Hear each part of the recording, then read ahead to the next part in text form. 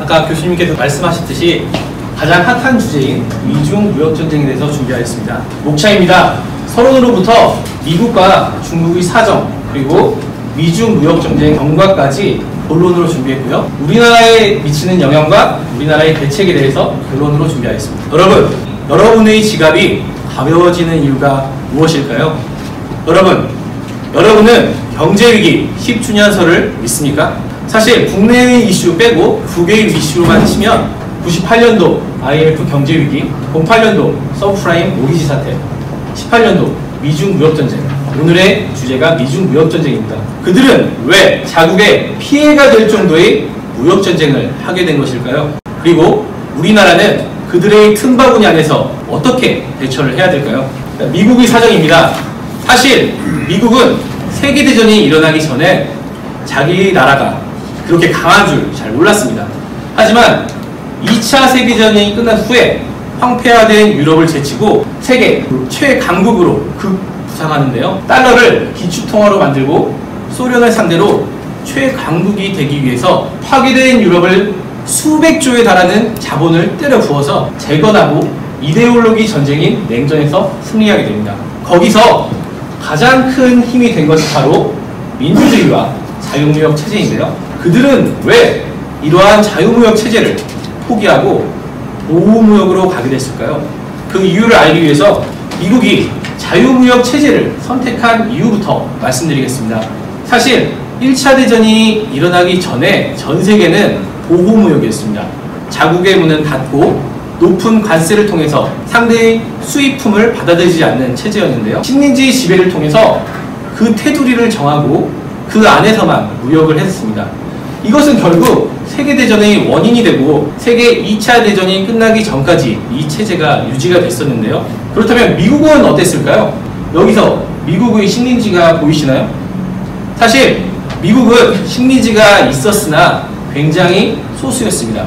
그리고 여러가지 정치적인 요인 때문에 큰 재미를 못 보던 상황이었고요. 그래서 2차 세계대전이 끝난 다음에 유럽들이 굉장히 약해진 틈을 타서 식민지를 독립시키는 등 유럽 열강들의 힘을 빼버립니다. 그렇다면 미국은 왜 다른 유럽 열강처럼 식민지 지배를 하지 않고 식민지를 독립시켰을까요? 바로 미국이 철저한 계산이 있었는데요. 그들은 영국처럼 식민지 지배에 대한 노하우가 없었습니다. 그리고 영국을 통해서 식민지 지배가 얼마나 많은 군사력을 요구하고 얼마나 많은 군비를 필요한 짓을 얼마나 비효율적인지 알 수 있었고요. 그리고 지배국가에 대해서 얼마나 나쁜 이미지를 심어주는지 알고 있었습니다. 마치 우리가 일본에 대해서 생각하고 인도가 영국에 대해서 생각하는 것처럼 굉장히 안 좋은 이미지가 생긴다는 것이죠. 그래서 선택했던 게 바로 미국 체제입니다. 미국은 동맹국들에게 이렇게 이야기했습니다. 우리랑 동맹을 맺고 자유무역을 하면 너희들을 잘 살게 해주겠어.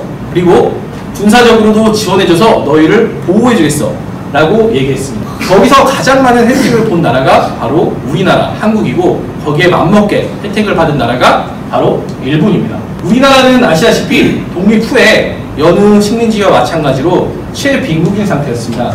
거기에 이데올로기 때문에 남북으로 또 갈라졌었고요. 더군다나 6.25 전쟁까지 일어났습니다. 그때 미국은 연합군을 만들어 참전해서 우리나라를 도와줬죠. 거기엔 어떠한 이유가 있냐? 바로 소련과의 경쟁에서 이기고 싶은 생각도 있었고 또 다른 동맹국들에게 신뢰를 확보하기 위한 전략이 깔려 있었던 것입니다. 그런데 그 효과는 강력했고 많은 나라들이 민주주의와 자유무역 체제에 합류하였습니다.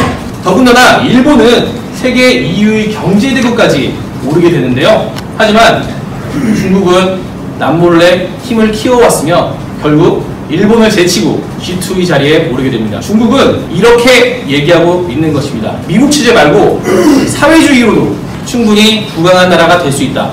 우리랑 함께하자. 그것을 지켜본 미국은 이제 소련을 굴복시켰던 그런 무자비함을 중국에게 보이려 하고 있는 것입니다. 그러면 중국의 사정을 한번 보겠습니다. 시진핑은 이런 말을 했습니다.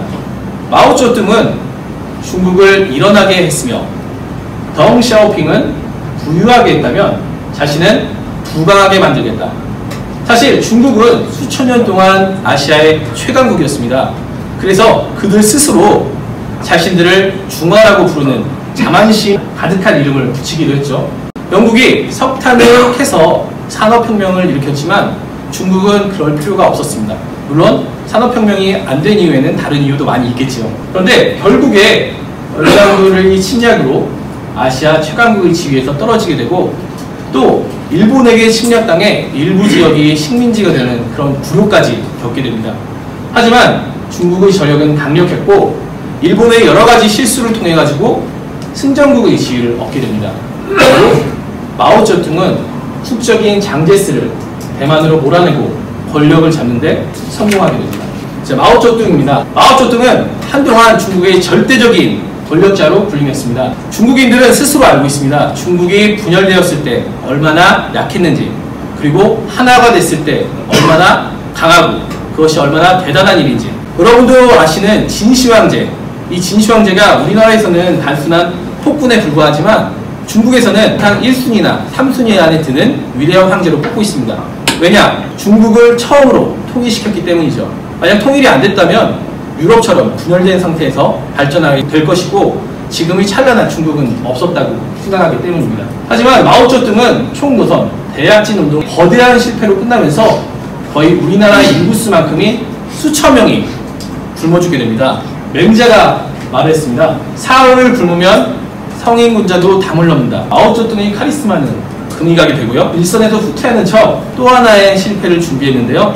그것이 바로 문화 대혁명입니다. 문화를 20, 30년 후퇴시킨 것은 물론 많은 지식인들이 숙청을 당했는데요. 거기에는 경제인도 있었고 또 기업인도 있었습니다. 그래서 경제를 대약진으로 20년, 문화 대혁명으로 20년, 총 40년을 후퇴시켜버립니다. 다음은 덩샤오핑입니다. 그 뒤를 이은 덩샤오핑은 그 열세를 극복하고자 많은 노력을 했는데요. 그는 인민들이 먹고 사는 문제가 가장 큰 문제라고 생각했고 그래서 시장 경제를 선택하게 됩니다. 도광량해, 즉 아직 강해지기 전까지는 자신을 숨기는 전략으로 철저하게 자신을 숨겼고 그 전략은 적중하여 중국은 무서운 속도로 발전하게 됩니다.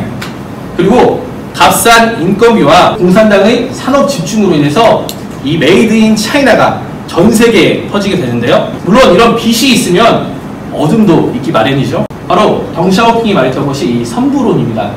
부자가 될 수 있는 사람이 먼저 부자가 되자. 근데 이것은 문제가 되는 것이 부자만 될 수 있으면 도덕은 중요치 않다. 즉 공산당이 인민들에게 면죄부를 줘버리게 된 것입니다.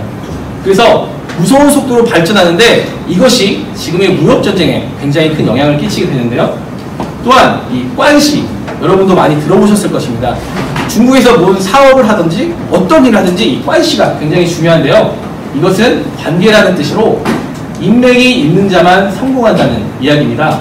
그래서 기업가들의 공산당과의 유착은 굉장히 심해지게 되고요. 그 와중에 대학생 중심으로 비리와 유착을 고발하는 사태가 일어나는데 일부는 여기서 민주주의와 자유경제를 요구하는 사태까지 이르게 되고 덩샤오핑은 칼을 뽑게 됩니다. 바로 천안문 사태로 강력한 의지를 보여주는데요. 사회주의와 공산주의를 위협하는 그 무엇이든 가차없다. 바로 이것입니다. 이 의지는 시진핑에까지 이어집니다. 시진핑은 다른 주석들이 하지 못했던 절대 권력까지 원하게 되는데요. 국가 주석 임기를 철폐하고 나선 것입니다. 이 절대적인 권력은 그냥 자기 권력만 취하는 게 아니라 인민들에게 1대1로라든지 중국문 같은 꿈같은 비전을 제시하고 실제로 세계에서 두 번째로 부유한 경제 대국으로 성장시킵니다. 그리고 투키디데스의 함정이라는 말을 시진핑이 했는데요. 이것은 빠르게 부상하는 신흥국은 지금의 강대국과 반드시 충돌할 수밖에 없다는 말입니다. 즉 이것은 고대 아테네와 스파르타의 전쟁에서 나온 말인데요. 여기서의 최종 승자는 아이러니하게도 마케도니아입니다. 물론 알렉산더라는 걸출한 영웅도 나타난 것도 맞지만 두 폴리스는 펠로폰네소스 전쟁을 통해서 많은 것을 소모하고 결국 성장 동력을 잃고 평범한 폴리스로 전락되기 마련이죠. 그래서 시진핑은 미국의 경제로 인해서 중국의 불황을 생각을 해서 이런 말을 했었는데요. 보시다시피 이게 1대1로에 대한 지도입니다. 그 육지와 바다를 이어서 전 세계의 중심이 되겠다는 계획이고 중국몽 같은 경우는 맨 처음 말했듯이 수천 년 동안 아시아의 최강자였듯이 이제 세계의 최강자 미국을 제치고 2030년이면 패권국이 된다는 것을 이야기한 것입니다. 이 이야기를 미국이 들었을 때 어떤 생각이 들까요? 바로 이빨을 드러낸 맹수는 더 이상 미국이 가만둘 수 없는 상황이 된 것이죠. 그런데 사실 이렇게 미국이 보호무역주의를 선택한 것은 중국뿐만 아니라 다른 여러 가지 이유가 있습니다. 바로 미국이 세계 보안관이라며 국제 정치에 개입을 했었는데요. 전쟁을 크게 세 가지 했습니다. 6.25 전쟁, 그리고 베트남 전쟁, 그리고 중동에서의 전쟁, 이 세 가지입니다. 특히 6.25 전쟁과 베트남 전쟁은 이데올로기적인 측면이 굉장히 강했고, 아까 말했듯이 동맹국가의 신뢰를 유지하기 위해서 했던 거지만, 중동과의 전쟁은 바로 에너지 전쟁입니다. 여러분도 아시다시피 에너지가 얼마나 중요한 요소인지 잘 알고 계실 것이라고 생각합니다. 산업혁명 시대에는 석탄이었지만 지금은 석유, 즉 석유를 확보하기 위한 전쟁이었던 것이죠. 군비를 축적한 또 다른 이유가 바로 중동에서 나는 석유를 자국에 안전하게 수입하기 위한 전략 중 하나였습니다. 하지만 2000년대 셰일가스 효율이 증가하면서 셰일 혁명이 일어나는데요. 이것 때문에 미국은 에너지 최대 수입국이기도 하지만 최대 수출국이기도 합니다. 그래서 석유를 본국으로 수송할 이유가 감소하게 되고, 또 그렇기 때문에 미국 체제를 유지할 필요가 없는 것이죠. 또한 동맹국들, 독일, 일본, 한국, 싱가포르 같이 이런 동맹국들이 물건을 미국에 팔고 미국은 달러를 동맹국들에게 주는 방식으로 성장을 해왔는데요. 아까 말했듯이 달러가 기축통화가 됐던 것은 바로 금을 미국이 받아주고 그 금만큼의 달러를 다른 나라에 주는 것입니다. 그래서 언제든지 금과 달러를 교환을 해주는 것인데요. 베트남 전쟁으로 미국이 경제적으로 굉장히 많이 소모가 되자 1971년 프랑스가 달러 줄 테니까 그 금 다시 줘 라고 요구를 하게 됩니다. 그런데 미국에서 닉슨 대통령이 달러 줘도 금 못 줄 것 같아 라면서 금 태환을 포기하게 됩니다. 그러면서 미국 외로 나갔던 달러들은 미국이 언젠가는 갚아야 될 부채가 된 것이죠. 더군다나 기술력이 약하던 동맹국들에게 자동차라든지 가전제품, 주력 산업이 밀리면서 천문학적인 부채가 이제 부담이 되기 시작한 것입니다. 그래서 외국에게 뺏겼던 산업들을 다시 미국으로 오게 하는데요. 여러분 디트로이트 잘 아시죠? 지금 그래도 디트로이트가 굉장히 살기 좋은 도시가 됐다고 합니다. 그래서 일자리를 만들고 또 주한미군처럼 국방력을 보호해줬던 나라들에게 비용을 인상하는 등의 행보를 보이고 있습니다. 즉 자국의 산업을 보호하기 위해서 자유무역 체제인데도 불구하고 관세를 받는 실질적인 보호무역 체제로 전환 중에 있습니다. 미중무역전쟁 경과에 대해서 말씀드리겠습니다. 시진핑이 이런 말을 했어요. 개방은 진보를 가져오지만 문을 걸어 닫으면 반드시 낙후로 이어진다. 참 아이러니하죠. 미국이 중국한테 한 말이 아니라 중국이 미국한테 한 말입니다. 사실 조지 부시 때 2000건, 버락 오바마 때 1800건에 가깝게 대중무역 제재 조치가 사실 있었는데요. 도널드 트럼프 대통령이 되면서 굉장히 많은 일이 벌어지고 있습니다. 도널드 트럼프 대통령 취임 이후에 손해가 된다고 하는 협정들을 모두 다 재검토하고 있는데요. 사실 대통령이 되기 전에 트럼프 대통령이 막말로 유명했었거든요. 100일 동안은 그 트럼프 대통령을 봤을 때 이게 막말했던 것보다는 좀 약하게 하는구나 라고 생각했는데, 이제 다음 대선이 이제 1년으로 남았는데 돌아오면 말했던 걸 거의 다 지금 하고 있습니다. 그만큼 심각하게 협정들에서 변화를 가져오고 있는데요. 그래서 미국의 적자 비율을 보겠습니다. 보시다시피 거의 반절 가까이 중국에 대해서 적자가 생기고 있죠. 그래서 중국을 도저히 이제 가만 내버려 둘 수 없는 사태까지 이르게 되었고요. 여러분도 잘 아시는 18년 7월 6일 미국은 3,400달러 규모의 중국산 제품에 대해서 25%의 관세로 선제 공격을 하게 됩니다. 중국은 똑같이 340억 달러의 미제 제품에 25%의 관세를 부과하게 되는데요.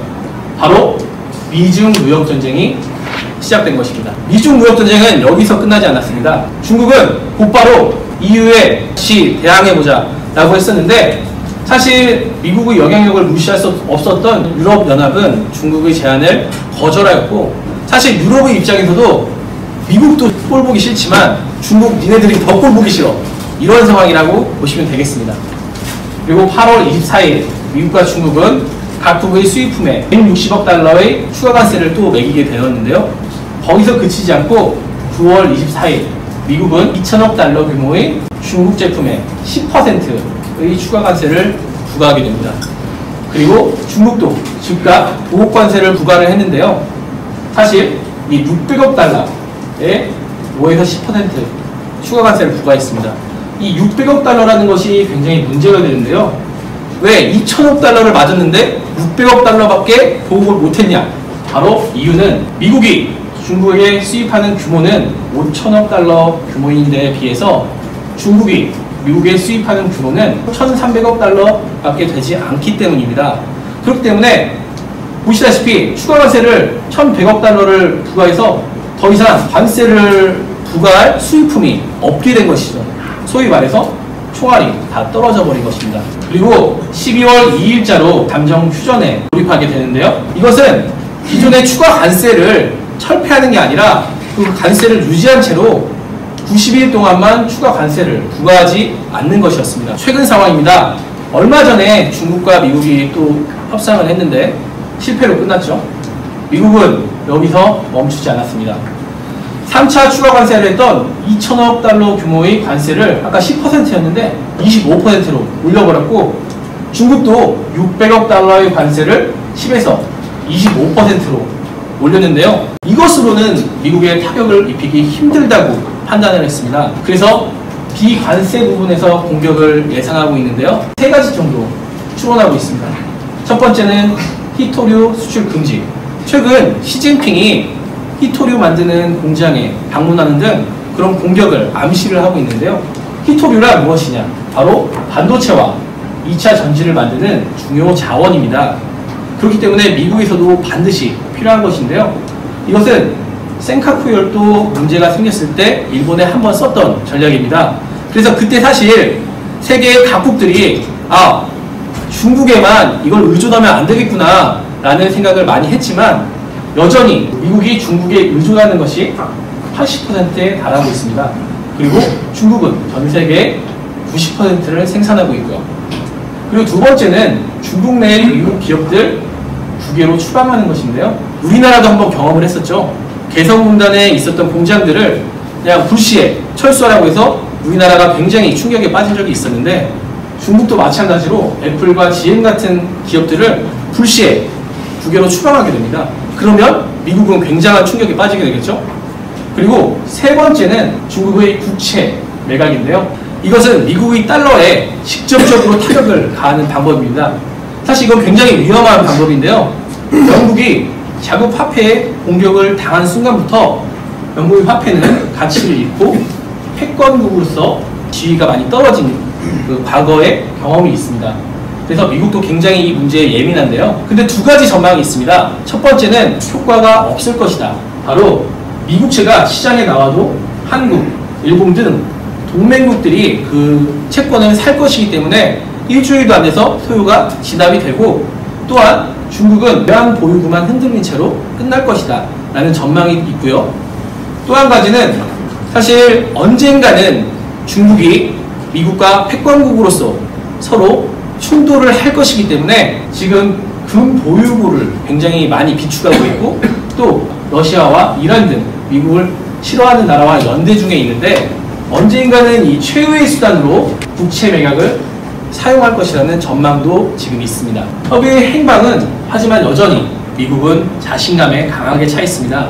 만약에 중국이 비관세 부분에서 압박을 시작한다면 아까 말했듯이 5천억에서 2천억 또는 2,500억 달러 정도를 추가 관세를 부과했었는데요. 남은 금액인 이 3천억 달러에도 추가 관세를 부과하겠다고 압박을 하고 있고요. 또 한 가지는 지금 이란과 미국이 굉장히 신경전을 벌이고 있는데요. 아까 말했듯이 중국과의 연대를 막기 위해서 지금 시작하고 있는 것이라고 보면 되겠습니다. 서로에 대한 추가 관세 매긴 것은 지금 바로 시작하는 것이 아니라 그 날짜를 기준으로 해가지고 미국에 도착하는 시간까지 잠정적인 기간이 있는데요. 보통 한 3주에서 4주 정도 소요된다고 합니다.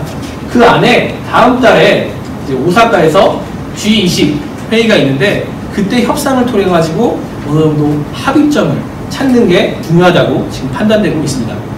아까 제가 일시를 말씀드렸는데요. 일시를 한번 정리했습니다. 한번 읽어보시고요. 두 나라의 피해 상황을 한번 보겠습니다. 텍스트 양을 한번 보시면 중국이 미국보다 굉장히 많이 텍스트가 써있죠. 보시다시피 미국은 단순합니다. 중국을 대체할 수출국을 찾지 못하면 그 물건을 못 파니까 수출 감소가 생길 수 있는 그런 요소가 있고, 또 한 가지 중국에서 값싼 수입품을 확보하지 못하면 필연적으로 물가가 상승하는 단순한 요소가 있는데, 그거에 비해서 중국은 상하이 지수가 연일 추락하였고 긍정적인 전망으로 회복세가 약간 있었지만 최근 들어서 다시 떨어지고 있습니다. 그리고 많은 전문가들이 불안해하고 있는 것도 사실입니다. 그리고 위안화가 약세되고 미국의 관세 폭탄으로 인해서 소비자 물가가 지금 급격하게 상승하고 있습니다. 각 기구에서도 중국의 경제 성장률을 하향 조정했고 이는 경제 침체를 예고하고 있는 것이죠. 그리고 2018년도 상반기, 이거는 사실 미중 무역 전쟁 전입니다. 그럼에도 불구하고 508개가 아니라 508만 개의 중국 기업들이 도산을 했는데요. 이것은 중국에서 사상 최대라고 합니다.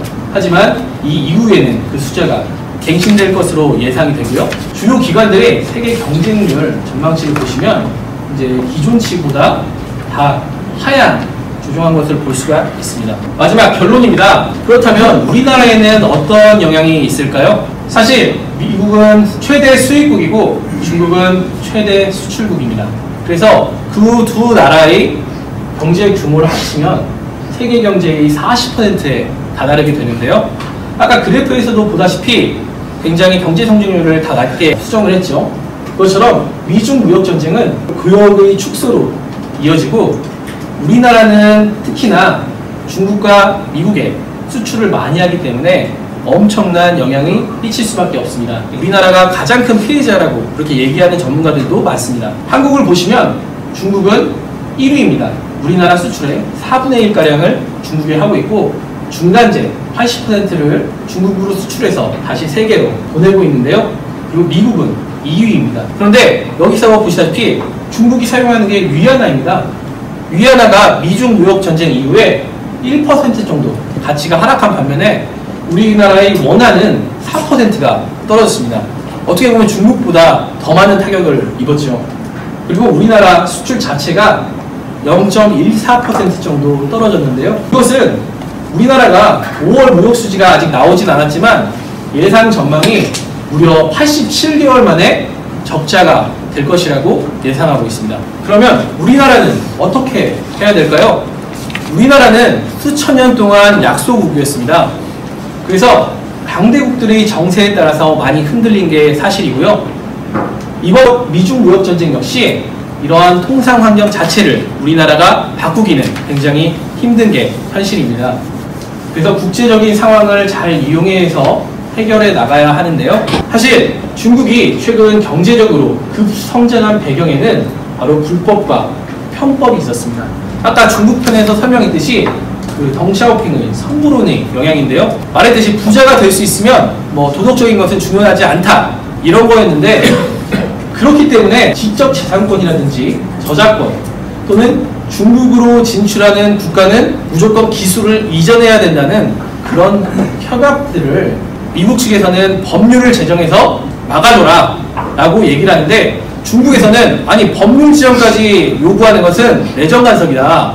우리는 행동강령이나 시행명령 정도로 규제할 수 있도록 하겠다 라고 해서 최근 협상이 결렬이 됐다는 이유가 많은데요. 이것은 미국이 기술적인 우위를 지키고 싶어하는 의지가 들어있다고 보시면 되겠습니다.